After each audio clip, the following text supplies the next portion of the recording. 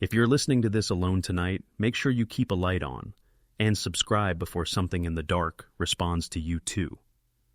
The police body cam footage begins with a still hallway, a long, silent corridor inside the old Burke Medical Tower in Ohio. The building had been closed for 5 years, stripped of equipment, electricity rerouted, only emergency lights running on a timer. Yet the footage shows something no one could explain. Faint voices behind room 417, a room that had been locked and sealed since the shutdown. The responding guard, Michael Rose, stands next to the door, breathing hard. He tells the officers he heard normal talking, like two people having a calm conversation, while he was doing his midnight patrol. He thought squatters had gotten in, but when he tried the handle, the metal felt warm, even though the whole wing was freezing. As the police push forward, a soft murmur rises, like someone speaking through a wall. Not a scream, not distress, just everyday speech. Calm, casual, impossible. The officers brace, announce themselves, and begin unlocking the door. The hallway becomes so silent it feels pressurized. Then, right before the latch clicks open, the voices stop instantly. Not fading, not stepping away, just gone, like someone hit a switch.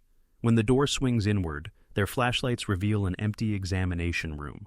No footprints, no dust disturbed, no windows open. The air is still and cold enough that you can see their breath. Michael keeps repeating, they were right there. They were right behind this door, but the officers find nothing. One of them checks the bathroom, another checks the storage closet. Both are empty.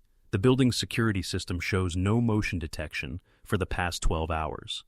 The officers write it off as stress. But when they review the body cam footage later, something stands out. The audio track, right as the door begins to open, there is a faint sound, a low, almost conversational murmur, not clear enough to make out words, but definitely not building noise. Audio technicians later describe it as speech-like patterns with no confirmed language. To understand how strange this event truly was, you have to go back 3 weeks earlier, when Michael first took the night shift at Burke Tower. He was 34, with 8 years of security experience. He'd worked in malls, warehouses, and a community college, but he said this job felt different the moment he walked in. The building smelled like old dust and paper, the kind that sticks to your clothes. Half the lights flickered, even though they were LED. Every footstep carried too far down the corridor, echoing like the building was hollow on the inside. The place was big, 6 floors, dozens of patient rooms, but it felt like something was always listening to him walk. The first week passed without issue. Minor things, the elevator panel lighting up, even though the power was cut, the sound of water running in pipes that supposedly had no supply. Nothing dramatic, just strange enough to make him uneasy.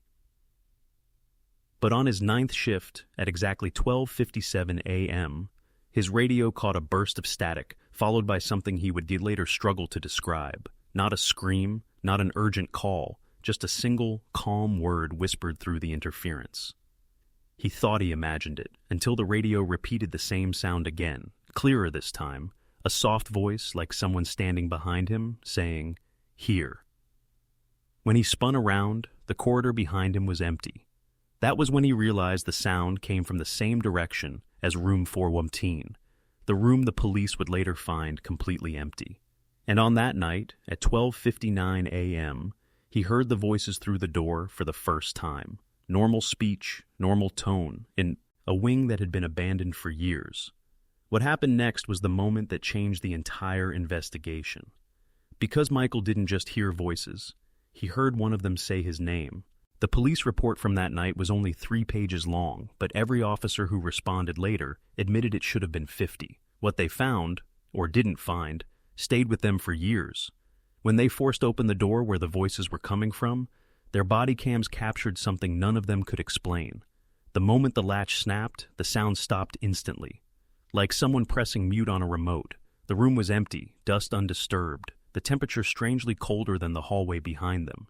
And yet, the body cams still caught a faint sound. Not loud, not clear, just a low ripple, like someone whispering underwater.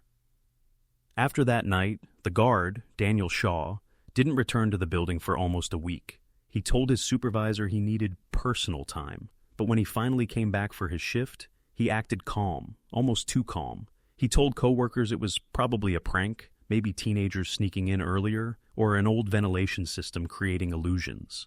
He smiled as he said it, but he never explained why he kept checking over his shoulder. The building itself was a decommissioned corporate medical wing, once used for employee health screenings, now stripped of equipment and sealed off while new owners decided what to do with it. The hallways were long and plain, painted beige, with flickering fluorescent lights that buzzed on a delay. Daniel walked his rounds with a handheld radio and a flashlight, both of which were supposed to work anywhere in the facility. Except there was one spot, the northeast wing, where the radio always cut out. Static, every time. He avoided that hallway whenever he could, but building procedure meant he had to pass through it twice a night. At first, it was nothing unusual, just long echoes in the distance and the soft hum of old wiring. But on the second night back, something changed. He made it halfway down the hallway when his flashlight flickered, dimmed, and came back on at half strength. Then, in the static of the radio, he heard something familiar. "Daniel," he froze. The radio hissed again, then went silent. No voice, no static, nothing. He stepped back slowly, raising the radio to his ear, listening for any signal. But the hallway was dead quiet, too quiet. Even the buzzing lights above him seemed to hold their breath. That was when he noticed the open door at the far end, room 117. It had been locked for months. Daniel's keycard shouldn't have opened it. No one should have been inside. But that night, the door was cracked open just enough to see darkness behind it. He took one step closer, then another, flashlight trembling in his hand. As he approached, he heard it again. Not from the radio this time, not behind him, not down the hall. The voice was inside the room. "Why did you come back?" Daniel's breath caught. He backed away, turning toward the exit. But the motion sensor lights above him suddenly went out, plunging the entire corridor into darkness. His flashlight died at the same moment. For 3 seconds, he stood in total blackness. 3 long, suffocating seconds. Then, from inside room 117, he heard footsteps. Slow, steady, moving toward the doorway. He ran. He didn't stop until he reached the main lobby, slamming the glass door behind him, twisting the lock with shaking hands. He called his supervisor, then he called 911. The officers arrived in minutes, the same officers from last week, and followed Daniel back inside. When they reached room 117 again, the door was fully open. But the strangest part wasn't that the room was empty, it was the air. Completely still. Not cold, not warm, just absent, like the space hadn't been touched by temperature at all. The officers swept the wing, took statements, and wrote their rapport. But it was the last line from that night that terrified Daniel the most. Upon review of body cam footage, faint audio appears again at times, tamp 0214, possible speech, unconfirmed source. The next day, Daniel requested the footage for himself, but when he played it, he realized something the officers hadn't. The voice didn't just sound like a whisper. It sounded like someone standing right next to him, and it wasn't asking why he came back. It was saying his full name. The building stayed sealed for 3 days after Daniel's disappearance. Police treated it like a missing person case, but no one could explain why every indoor camera froze at the same second. Only the hallway mic recorded anything at all. Faint movement, a soft click, and then Daniel whispering, "Are you in there?" followed by silence. On the morning of the 4th day, a specialized building inspections team arrived with structural engineers to check for hidden shafts or unsecured rooms. They didn't expect to find anything unusual. The tower's blueprints were public, its layout simple. But when they reached the medical wing's locked hallway, the same hallway Daniel had entered, the lead inspector noticed something strange. The air was warmer inside, as if the ventilation system had been rerouted. The police used an access card to open the corridor. Every door was sealed with the same metal shutters as before, except the one Daniel had last stood in front of. The shutter was still down, still locked, but there were fresh scuffs on the floor, as if someone had stood there for a long time. They forced entry again, expecting an empty exam room like before. But it wasn't the same room. It was smaller. The walls were closer, the windows gone, and the fluorescent lights, which hadn't worked in years, flickered weakly overhead. The officers stepped inside slowly. No signs of a struggle, no blood, no broken panels. But on the far wall, someone had scribbled numbers in dust, long rows of 6-digit sequences. None of them matched dates, phone numbers, or case IDs. They looked random, but repeated just enough times to feel deliberate. An officer knelt and examined the tile. One section felt hollow. He tapped twice, and the sound echoed deeper than it should have. They removed a panel expecting wiring or plumbing. Instead, they found a narrow gap, like the outline of a no. Their room behind the wall, but no entrance, no construction seams. And when they tried using thermal imaging, the display showed nothing. Not heat, not cold, just a blank square, as if the device couldn't read what was behind it at all. The chief officer requested an audio sweep. The technician placed a parabolic mic toward the hollow wall and listened through headphones. Within seconds, she pulled her head back, eyes wide. "It's faint," she said quietly, "but it sounds like talking. Like several people talking at once. Normal speech, just too far away."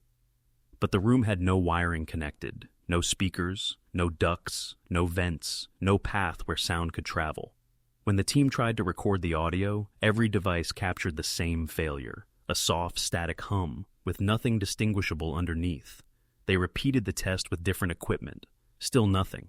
Only the live microphones picked up the faint voices. The moment you hit record, the noise went silent.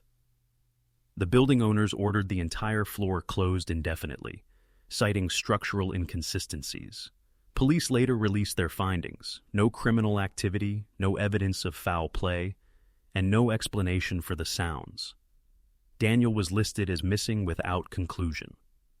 3 weeks later, his sister received a strange voicemail from an unknown number. It lasted 4 seconds, only a quiet, shaky exhale, followed by the faint sound of multiple people murmuring in the background. The medical wing had been fully powered down for weeks. Investigators traced the call's origin.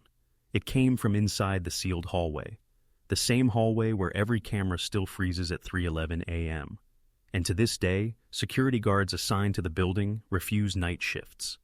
They say that sometimes, just behind the locked metal shutters, you can hear someone standing there, whispering like they're speaking to a room full of people who aren't actually there. If you made it this far, remember, real stories are always more frightening than the ones we invent, and there are some rooms better left unopened.